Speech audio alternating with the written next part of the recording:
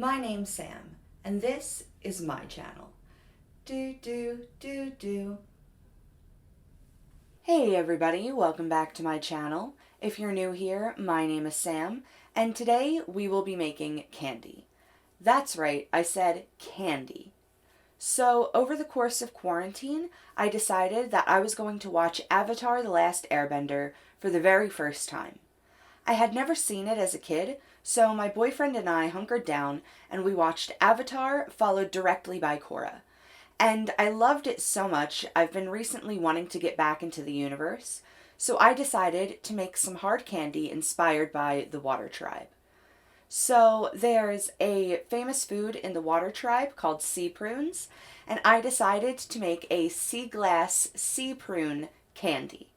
And I know sea prunes don't actually exist, so for the candy I'll be using actual prunes and lemon to boost the flavor of the candy. So let's see how I make it and get right into it. It's important to use a scale for exact measurements. We're going to start with a non-stick pot and add 402 grams of granulated sugar. Then we're going to tare it and add 177 grams of water.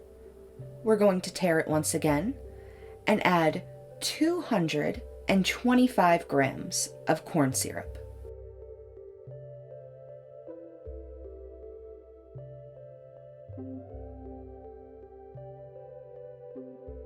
Then we're going to mix it until just combined. Set that on a stove to boil at a medium-high heat. While boiling, we're going to prepare our filling. We're going to take 8 prunes and chop them up into small pieces. It's important to use dried prunes instead of fresh plums because the water content will be too much for the candy. You want your pieces in roughly this size. Then we're going to take a silicone mat and brush it with a little bit of vegetable oil. The candy will be drying to a hard phase, so even though this is a silicone mat, I'm sure it'll stick to it. Once your sugar is boiling, you're going to want to take a candy thermometer and keep an eye on the temperature.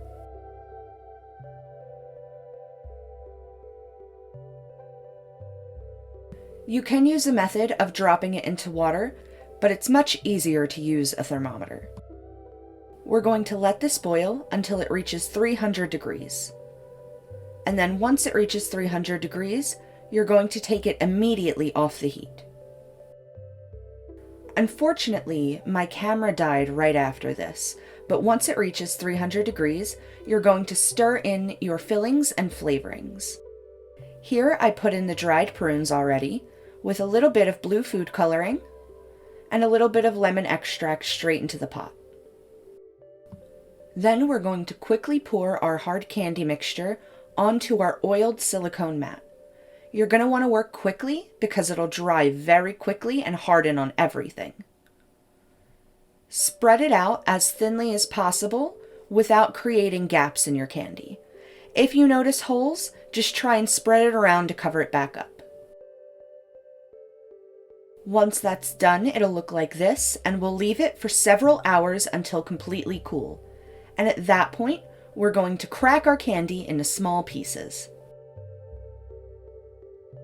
Notice how the prunes combined with the blue coloring gives it almost a seaweed effect. Once dry, we're going to take a heavy metal spatula and start cracking it into shards.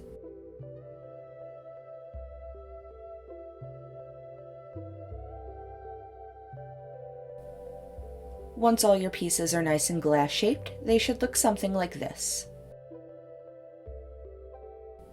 Now to recreate that smooth texture on the sea glass, we're going to take some powdered sugar and coat our hard candy in the powdered sugar. Take a few pieces, drop them into a Ziploc bag, and shake them up until coated. Then we're going to take a paper towel and wipe off the excess. We don't want powder, we just want a fine grain. And then it'll look like this, like it's been tossed around in the ocean. And then here's your final product. Avatar Water Tribe Sea Glass Candy. Well, that's all I have for you today. If you'd like this video, please like and subscribe, and leave a comment with any other recipe you'd like me to try.